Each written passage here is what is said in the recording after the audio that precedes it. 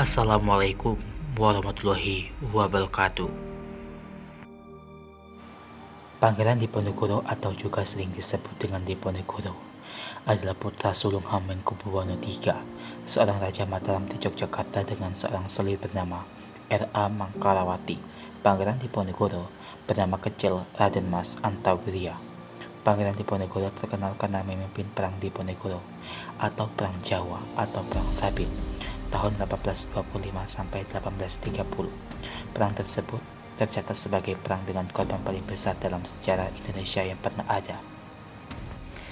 Keadaan rakyat yang menderita menyebabkan rakyat mengharap ada yang membebaskan mereka dari penderitaan dengan pemimpin ke arah perbaikan.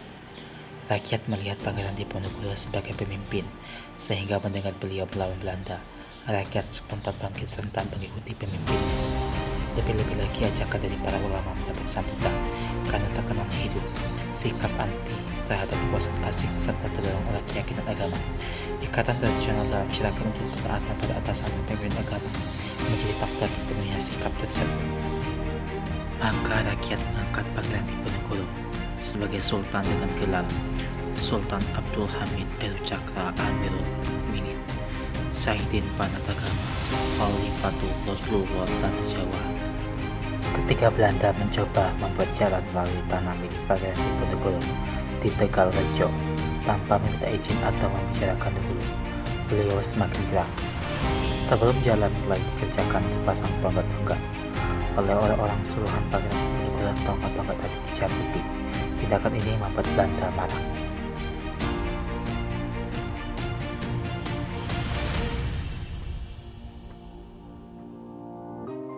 Pangeran Diponegoro menjadikan Selarong sebagai pusat perjuangan dan mengatur siasat perlawanan. Pengikutnya makin bertambah banyak. Para bangsawan, rakyat berduyun-duyun datang ke Selarong untuk menggabungkan diri. Kyai Mujo, seorang ulama terkenal dari Surakarta, juga menggabungkan diri.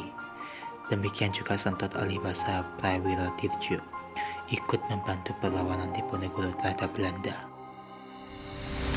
Semboyan Perang Sabit dikemenangkan ke segenap pengikutnya, baik yang ada di Selarong maupun yang ada di daerah lain. Bahkan seorang kiai bernama Hasan Basri diutus Pangeran Diponegoro untuk mengamankan Perang Sabit di daerah kedua. Sadomo Pratu bisa nyari bumi Titohi tekan pati, sejari kepala senyangkal tanah, dibela sampai mati. Insider Tegarajo dengan cepat sampai ke Batavia. Gubernur Jenderal Pandeglang menugaskan Jenderal De Kok untuk mengatasi perlawanan Diponegoro. Jenderal De Kok tiba di Semarang pada tanggal 29 Juli 1825 dan tiba di Keraton Surakarta tanggal 30 Juli 1825. Sri Sultan Pakubuwono bersedia membantu Jenderal De Kok untuk memadamkan perlawanan Pangeran Diponegoro.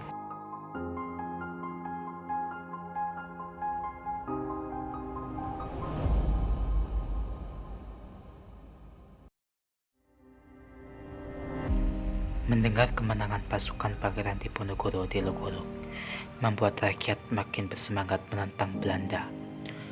Keluarga Keraton Yogyakarta menjadi ketakutan, lalu berlindung di dalam benteng Belanda.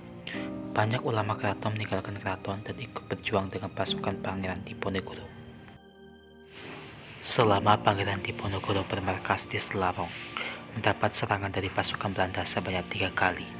Pertama, tanggal 25 Juli 1825 oleh pasukan yang dipimpin Kapten Bowens. Serangan ini merupakan balasan terhadap penyergapan yang terjadi di desa Logorok dekat desa Pisangan.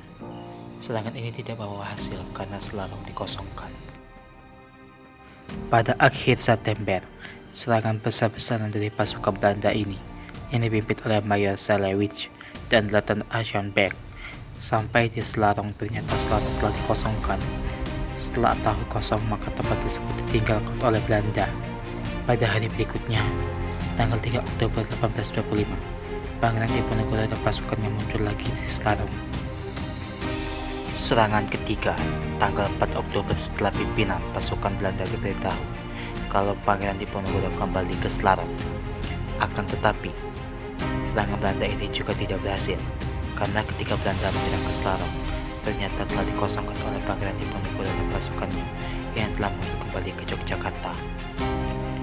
Oleh karena markas besar Selarong tidak aman lagi, maka Pangeran Diponegoro memindahkan markas besarnya ke Dekso.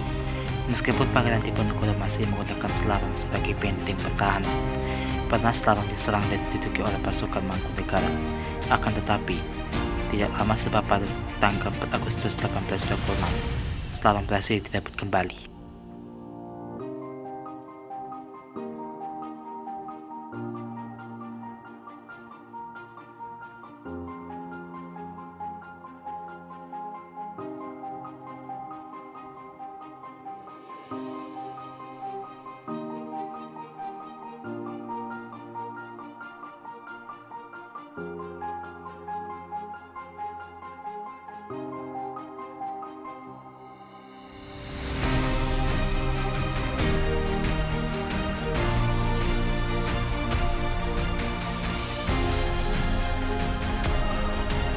Jangan menjelekkan orang baik.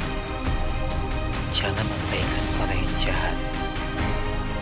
Jangan berbuat aniaya terhadap rakyat banyak. Diponegoro. Wassalamualaikum.